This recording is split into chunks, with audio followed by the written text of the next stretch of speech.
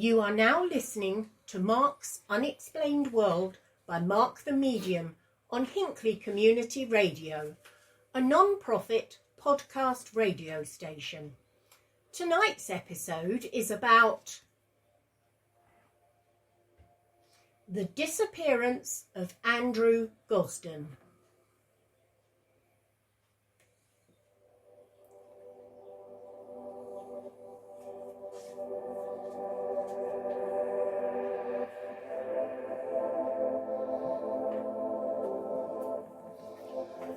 On the 14th of September in the year 2007, Andrew Paul Gosden disappeared from central London when he was aged just 14.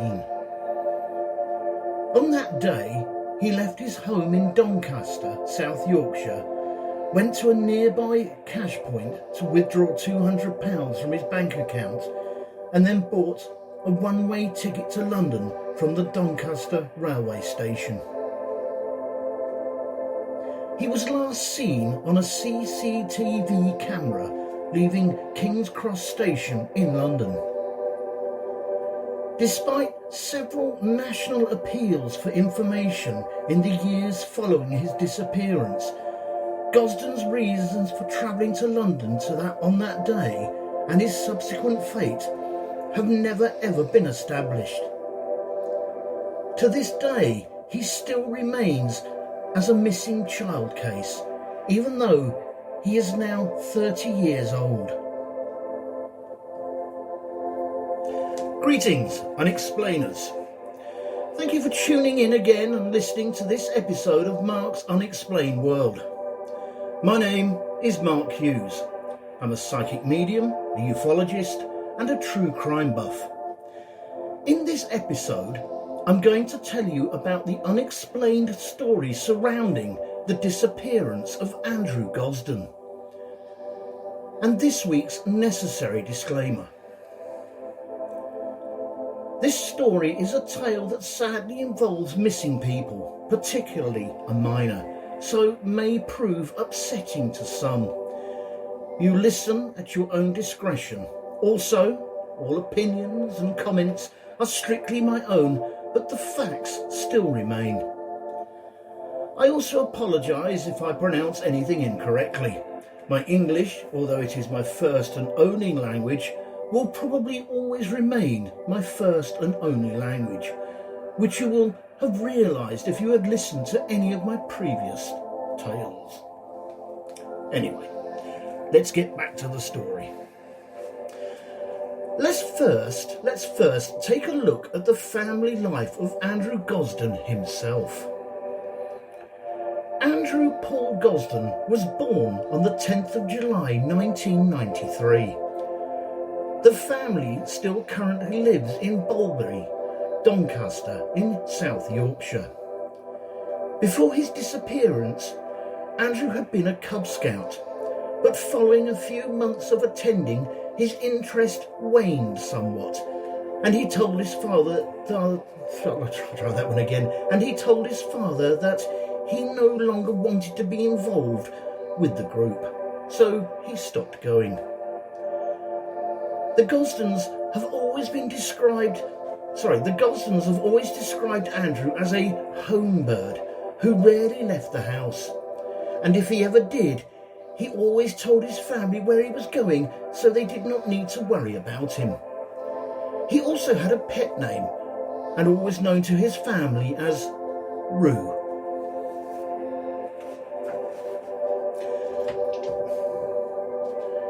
Andrew Gosden was known as a gifted student, with a 100% attendance record at the Macaulay Catholic High School in Doncaster.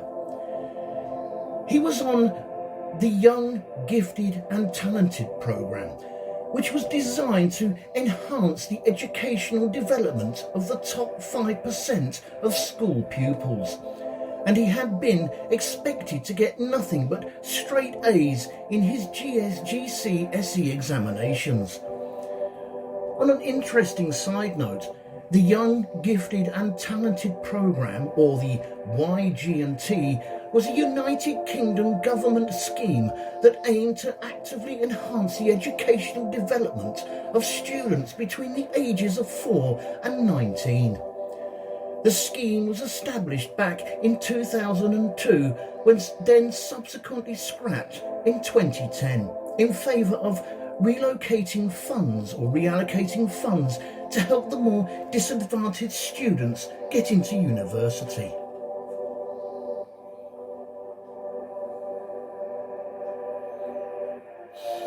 Andrew Gosden was also described as a prize-winning mathematician who seemed destined to go to Cambridge. He was also described as having a neutral attitude about the school, hoping that the upcoming school term would provide more of a challenge after having so far cruised through his education to date. Andrew was never one for talking to his parents about his life at school, and as part of the Young, Gifted and Talented programme, during the summer holidays of 2006, he attended a 2-week residential school course at Lancaster University. This summer school was for children from all over the UK, aged between 11 and 16, who were academically in the top 5% of their school education. Gosden's parents recalled that when he returned from the summer school, he was very enthusiastic about what he had been doing whilst he was there.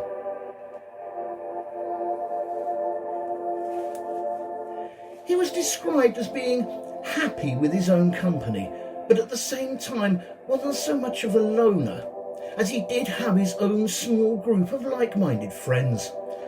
According to his family, however, he never really socialised with his friends outside of school. He never exhibited any signs of depression, and there were certainly no indications that he had been subjected to any bullying. Andrew was described by his father to be a little absent-minded, not very streetwise, and thus potentially vulnerable. He was a very deep character who did not get worked up or moody. His teachers described him as a shy, quiet young man who was mature beyond his years. Other sources have stated that although Andrew Gosden was aged 14 when he disappeared, he did look considerably younger, perhaps even as young as 12, as he was also quite small for his age. Andrew Gosden wears strong prescription glasses, is deaf in his left ear, and has a very distinctive double ridge on his right ear. He had light brown hair, but he was planning to dye it black before he disappeared.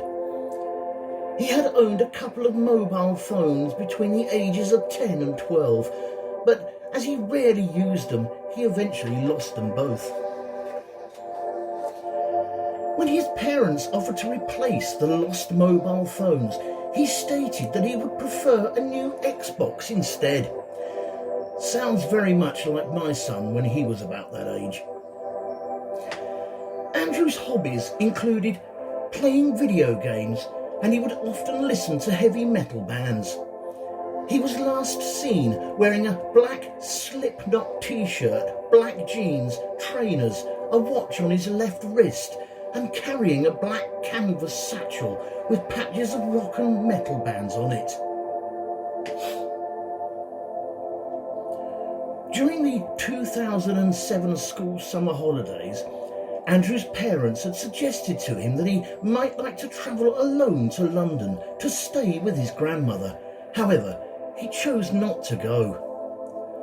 At the time of Andrew Gosden's disappearance, he was only 8 days into the new school year, and in the days leading up to his disappearance, he chose twice to break his normal routine by walking home from school as opposed to taking the local school bus.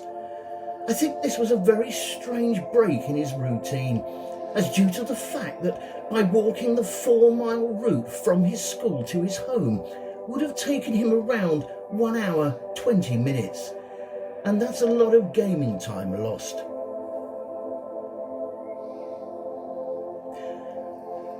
The evening before the day of Andrew Gosden's disappearance was described by his father as uneventful. The family ate together as usual, and they all washed their own dishes afterwards. Then, with his father, he spent an hour or so doing a jigsaw. He then watched some comedy programmes on television with his mother, such as Mock the Week or That Mitchell and Webb Look.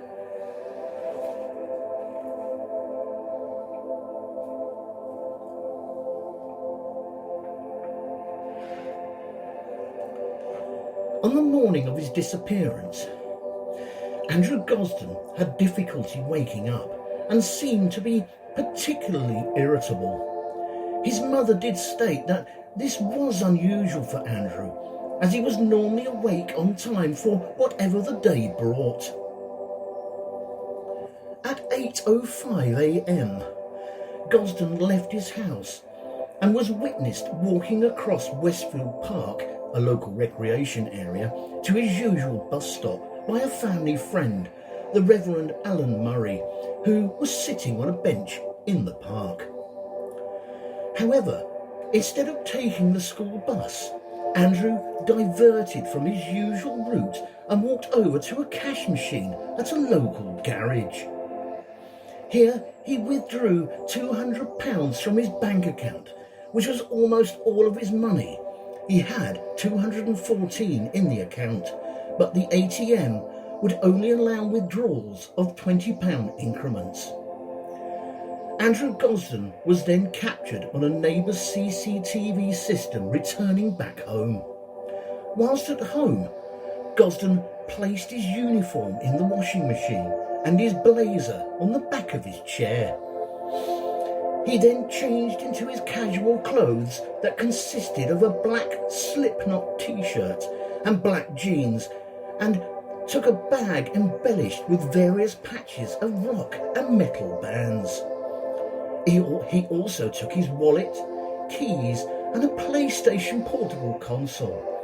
No other personal items of his were ever identified as missing. It was, however, quickly established that he had not taken his passport with him. Gosden's father also noted that Andrew did not appear to have taken a sweatshirt or coat, and oddly enough, he had also not taken the charger for his portable PlayStation with him. Also, another strange thing, when Gosden left his home, he left around £100 in cash that he had saved up from birthdays. So you have to ask yourself, why did he go to the cash point machine?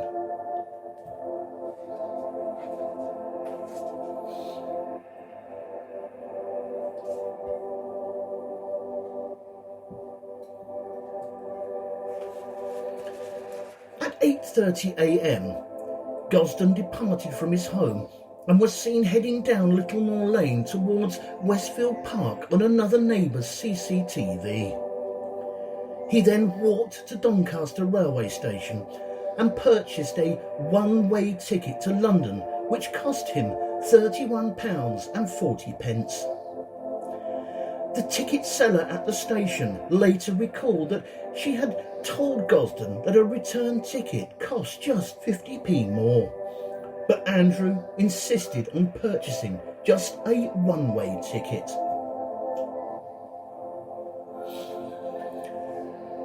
At 9:35 a.m, Gosden was seen boarding the train to King's Cross Station alone. A woman reported sitting next to Andrew, and she described him as being very quiet and engrossed in playing with his video game. When Andrew failed to attend his morning lessons at his school, the teachers tried to contact his parents. And although the school believed that they had called Gosden's parents and left a message informing them that he had not attended school, they had in fact dialed the number of the parents either above or below Andrew's in the register, and the message was left on the wrong person's phone. Meanwhile, at 11:20 a.m. at King's Cross Station, Gosden's train had arrived. He was captured on CCTV leaving the main entrance of the station at 11:25 a.m.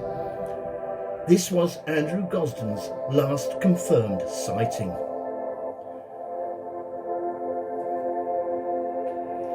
After a short break, we'll look at the investigation behind Andrew's disappearance.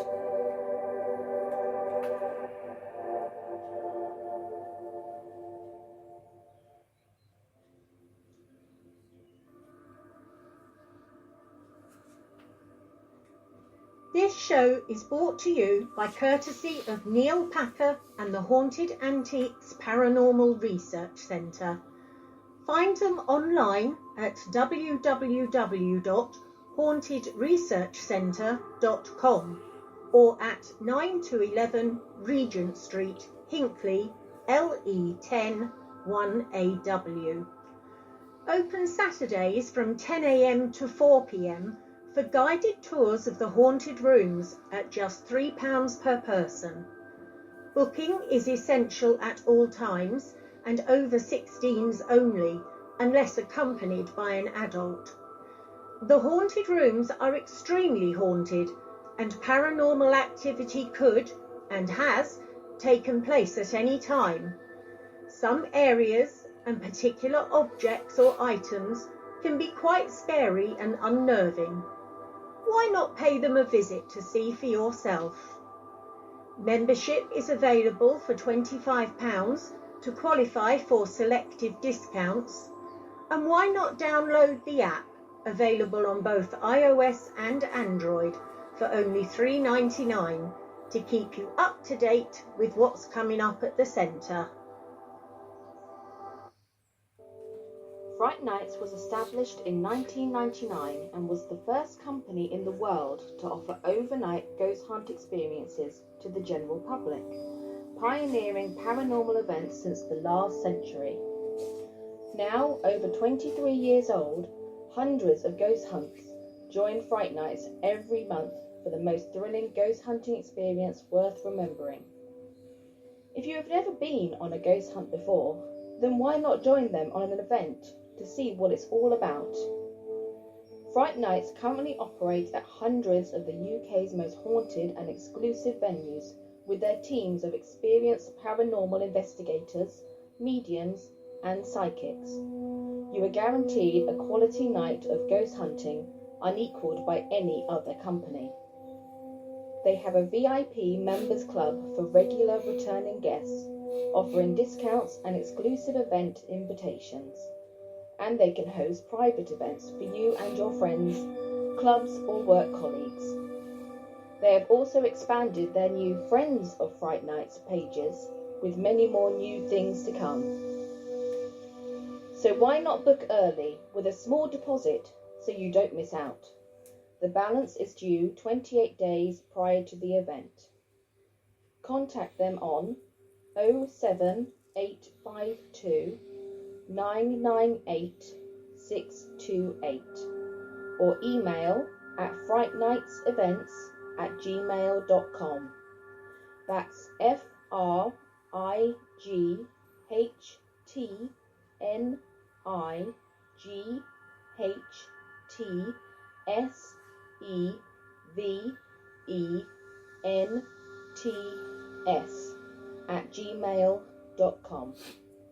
Or why not visit their website www.frightnights.co.uk, where you can see the many locations they investigate and learn a lot more about them and the opportunities they have available. You can also visit their many social media sites for up-to-date information on all the places they have been to and what's coming up in the future. They look forward to seeing you soon. Fright Nights Ghost Hunting Events. Remember, only the original will do.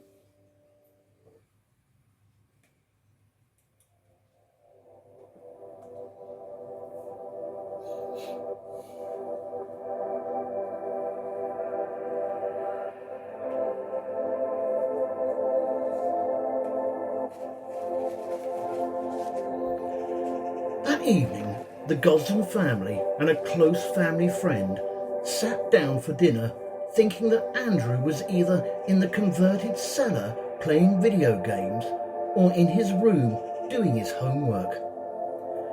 When the family discovered that he was not in the house, they initially thought he could be with a friend or neighbour and had simply lost track of time.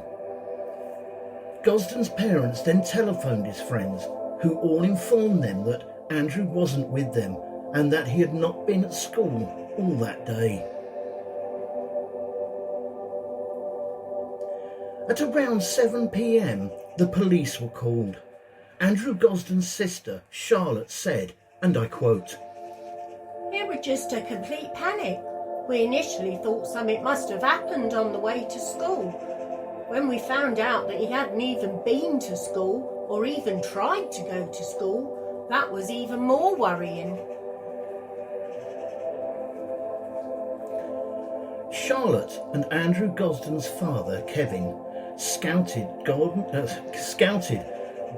route to school and areas nearby, but found nothing. Within 3 hours of discovering Andrew's disappearance, a missing person leaflet was produced for circulation. Gosden's family and friends searched the area until nightfall. Over that weekend, the police carried out a thorough search of all the bushes near the Gosden's home in Doncaster, but again, they found nothing. 3 days later, after speaking to a woman who had sold Gosden his one-way train ticket to London, the police were able to confirm that he had indeed travelled to London. The ticket seller at Doncaster station remembered Gosden because he had refused a return ticket, despite it only costing 50p more than a single ticket. Kevin Gosden, Andrew's father, later stated that the purchase of a single ticket rather than a return did not seem strange to him, as Andrew knew numerous people living in the Chislehurst and Sidcup areas, where the Gosden family had relatives that Andrew could have stayed with. Days after the disappearance, the family travelled to London themselves and handed out flyers and posters in the vicinity of anywhere they felt Andrew would have had an interest in visiting, especially the museums and exhibitions.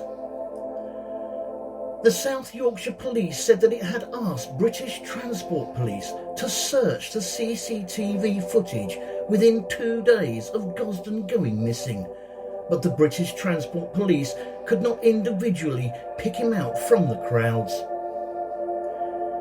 3 weeks later, CCTV footage at King's Cross Station was again reviewed by the British Transport Police and the South Yorkshire Police together, who at last identified Gosden at the station. The CCTV image of Andrew leaving the main concourse at King's Cross was circulated in the media, accompanied by a close-up of his right ear, which had the distinctive double ridge.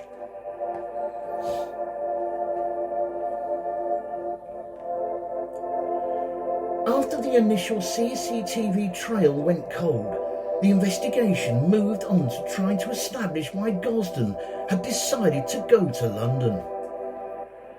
One of the early theories put forward by the family was that Gosden had decided to take in some sights of London. Andrew was known to have enjoyed London when they went and would visit the capital, often with his family, to see his grandparents, aunts, uncles and other family friends who lived there. He also enjoyed visiting London's various museums and exhibitions.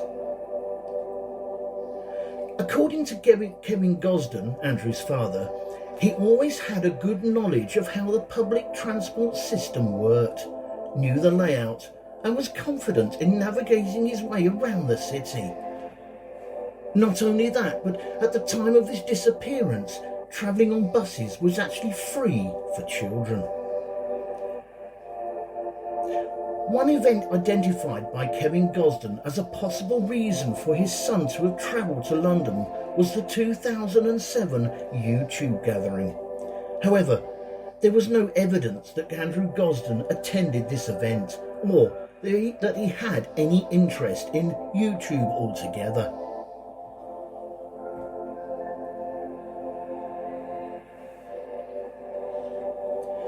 The family also looked into music concerts that Andrew might have gone to London to attend. The night of his disappearance, 30 Seconds to Mars were playing at the Brixton Academy, and the venue is within walking distance from King Cross Station. And also Sith were playing a rescheduled farewell show at the Carling Academy. The Sith gig was originally scheduled for 4 p.m. on the 7th of July 2007 and was to be the last show with the original vocalists Mike Goodman and Justine Hill, making it a unique special event. Mick Neville, retired head of the Metropolitan Police's Central Images Unit, believed the Sith theory to be plausible. He appealed for anyone with photos or videos taken at the gig to come forward so that super recognisers could scan the images. Neville went on to state, and I quote, There's a canal nearby, Regent's Canal. It is unclear whether this was ever dredged or checked. On another interesting side note, a super recogniser is a term coined in 2009 by Harvard and University College London researchers for people with significantly better than average face recognition ability. Super recognisers are able to memorise and recall thousands of faces, often only by having seen them once.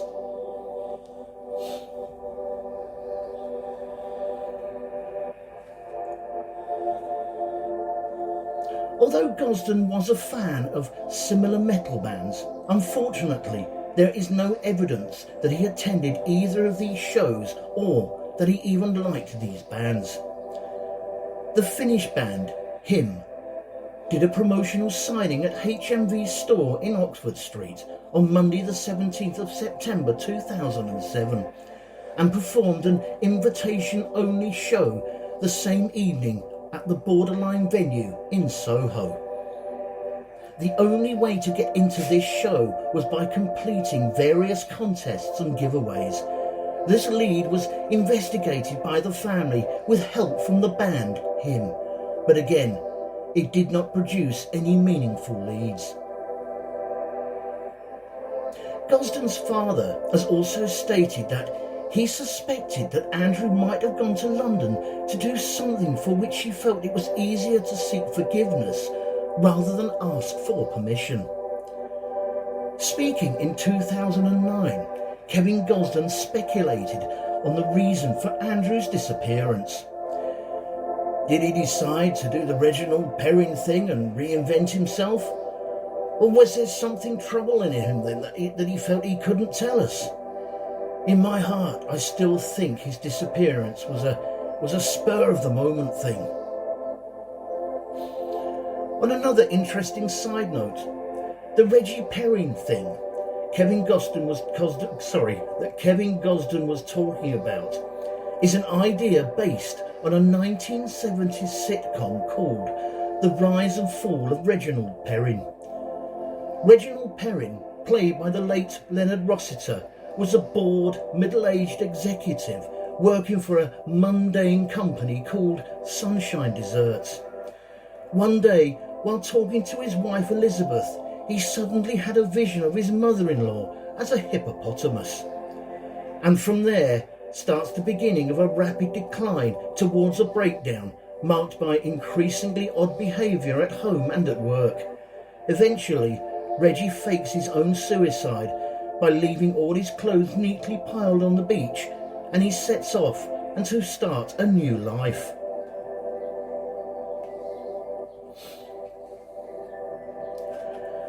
The family and the police even investigated the possibility that Gosden had gone to London to meet someone whom he had met over the internet. However, There was no evidence for this. Gosden did not use a computer at home. His father stated that Gosden did not have an email address and had not set up an online account on either of his Xbox or his PlayStation Portable. The police took the computers from Andrew Gosden's school, the Macaulay Catholic High School in Doncaster, and the Doncaster Library, but their digital forensic investigations found no trace of any activity by Andrew.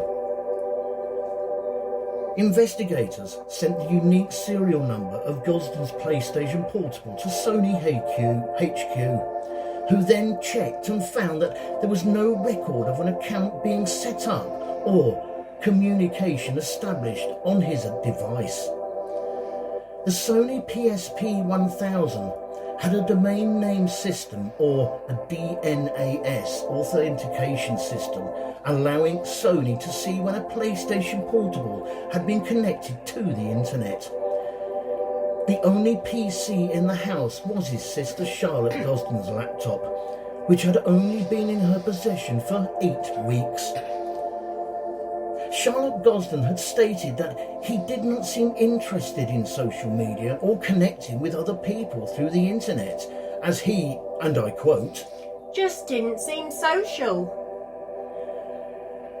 A year after Andrew Gosden's disappearance, the head teacher of Macaulay Catholic High School, Mary Lawrence, travelled to London with various staff and pupils and distributed 15,000 leaflets in a bid to get a lead.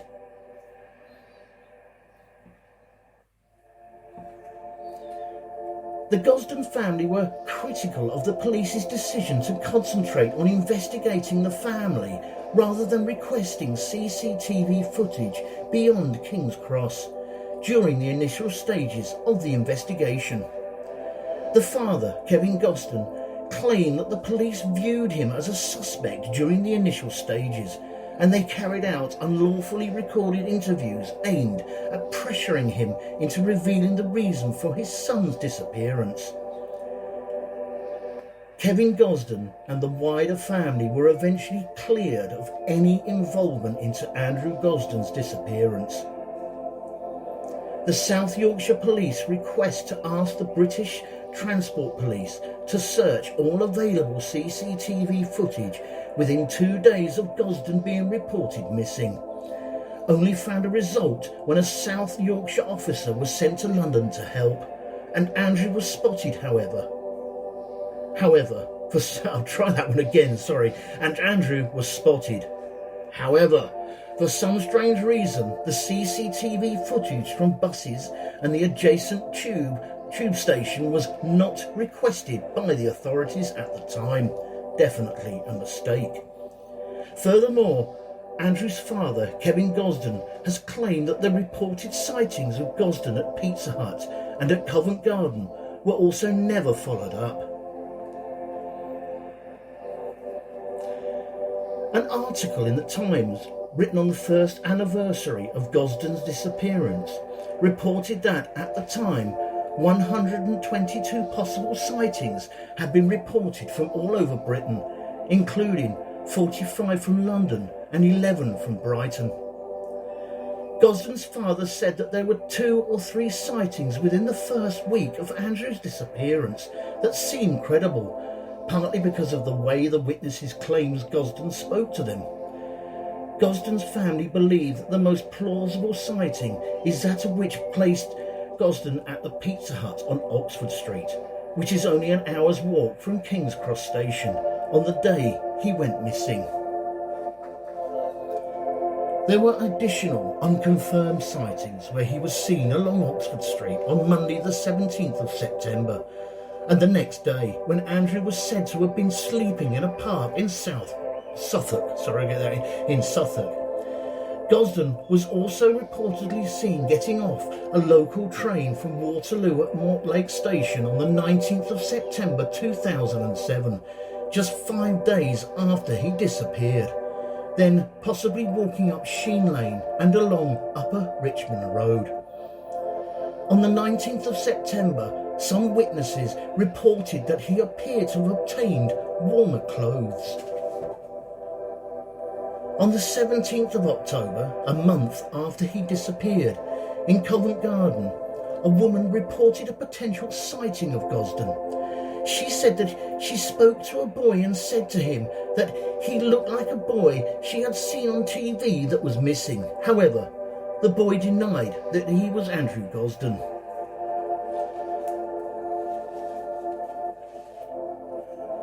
Another reported location sighting included a park in Streatham, a field in South Wales, Birkenhead and Plymouth.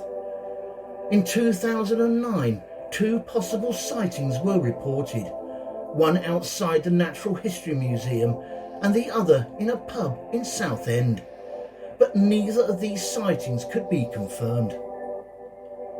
According to Gosden's father, none of the sightings were followed up by the police, and the woman who reported the Covent Garden sighting was not spoken to until 6 weeks after Andrew's disappearance. I'm sorry, but all of this is totally unacceptable. Too many leads were not explored soon enough to be of any use. I would have been chasing them every step of the way if it were my son. On the 11th of January 2022, South Yorkshire Police said that on the 8th of December 2021, detectives had arrested 2 men aged 38 and 45 on suspicion of kidnapping and human trafficking. The older man's arrest was also connected with possession of indecent images of children. Both men had been released under investigation while inquiries continue. They are believed to be the first arrests made in conjunction with Andrew Gosden's disappearance. The following day, it was announced that numerous devices had been seized from the men for forensic investigation, which police said could take between 6 months to a year to investigate thoroughly. Kevin Gosden thanked the public for their support and said that the family did not know any more than what had been released in the police statement.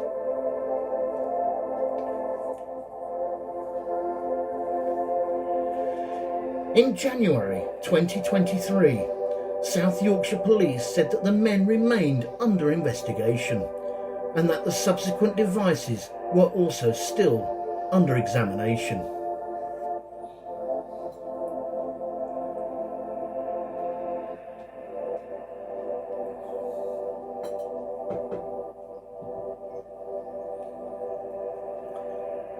Someone is reported missing every 90 seconds in the UK. 170,000 people are reported missing every year in the UK. And there are 353,000 reported missing incidents in the UK every year.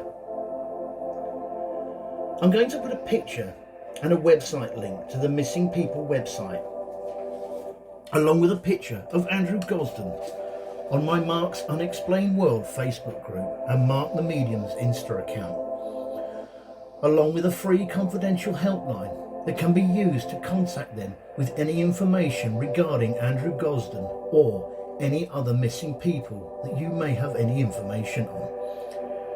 The official number for the Missing People website is 116000, a free and confidential helpline.